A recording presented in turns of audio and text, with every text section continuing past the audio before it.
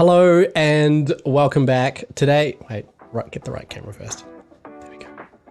That's better. Was that on me? No, it's me. Yeah, it was. Oh, I was just like smiling. Like, hello and welcome back. Today we're going to be running through the 6 fundamentals that brands and e-commerce teams need to remember. Today we have Miller from our team joining us. hello. How are you? Good, thank you. It's very good, very good. And I think I might kick it off.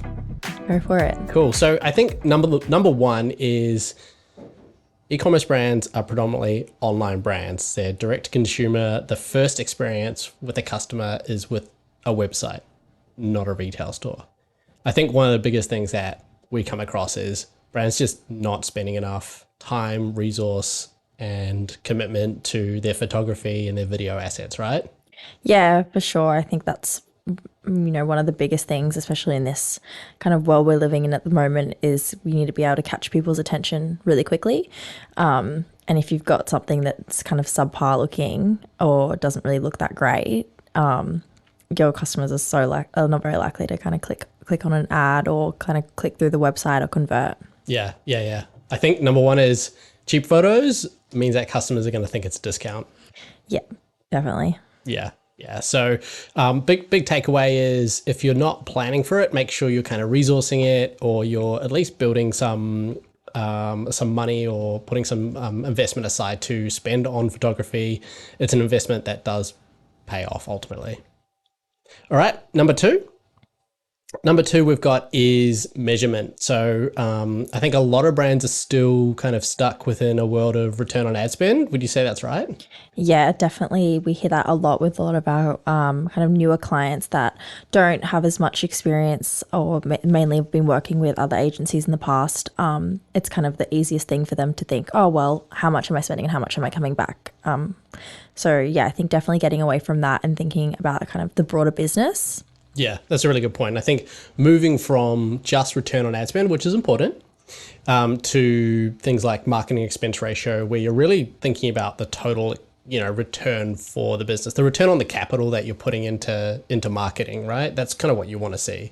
Is that return on every dollar, is it profitable, regardless of which channels acquired it, whether it's customer acquisition or retention. We want our clients getting a great return.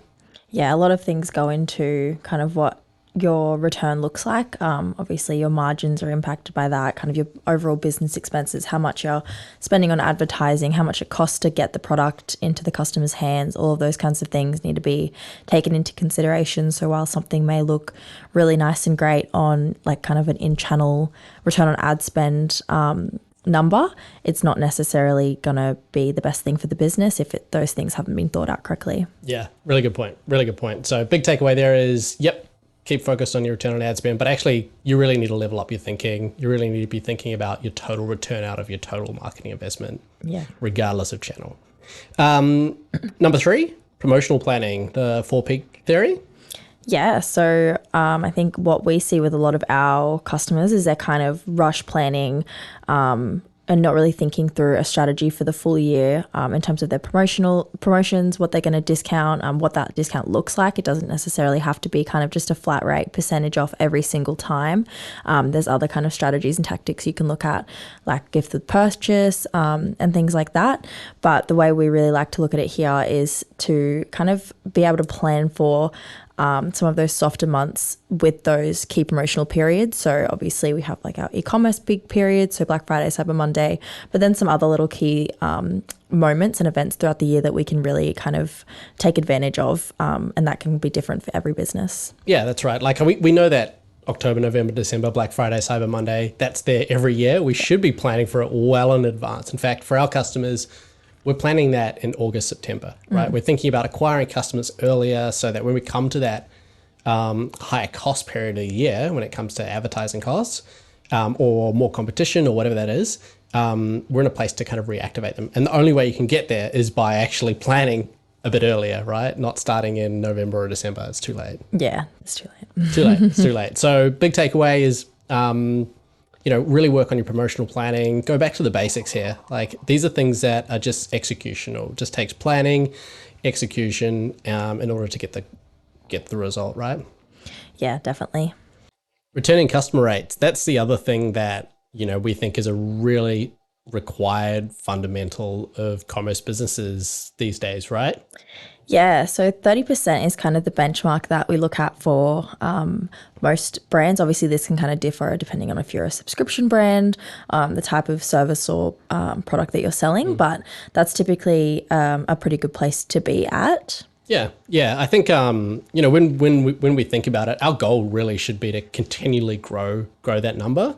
Obviously, you're going to get a much better return if you can kind of really reactivate those customers. If you've got the choice where you're a brand focused just on acquiring customers, why wouldn't you want to acquire the highest lifetime value customer with the highest probability of coming back, right? Yeah, it's also a much more cost-effective way to kind of keep that revenue up.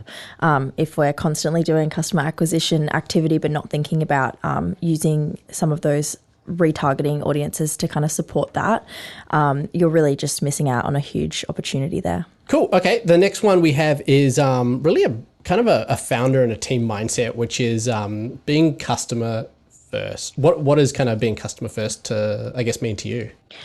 I think in the past, we've kind of seen some of our clients think about, oh, I really want to launch this new collection, but not really thinking about if that's what their customers actually want. So I think kind of taking into consideration, every now and then putting out a customer survey, like literally listening to the people that are purchasing your product, what they think, what they want to see from you, is something that not a lot of founders think about kind of as they start to grow, and they kind of might not be considering. Yeah. There's a million things going on, right? You're trying to hire, you're trying to operationalize, you're trying to expand into new markets and develop new products. But there's a great quote from Warren Buffett, which is like, no business has ever failed with happy customers. And I think that's super true. Like if you're always thinking about your customer and kind of what's right for them, it'll always work. But I think that takes discipline, right? And like staying in your lane, really knowing who your customer is, but also knowing who your customer isn't. Yeah, definitely. It can really be hard. I can imagine kind of getting excited about certain things or seeing an industry trend and kind of jumping on it without really considering if that actually fits for your brand. Yeah, I think marketers, founders, we're kind of wired to think that way, to think of opportunity and get excited by opportunity. But the flip side to that is you just chase a shiny object around in circles for 12 months or 6 months and it actually doesn't help the business. So being customer first, but having real strategic discipline in who your customer is super important. It's foundational. It doesn't matter if you're doing 20 million, 2 million or 200,000, like it's still the basics. Yeah.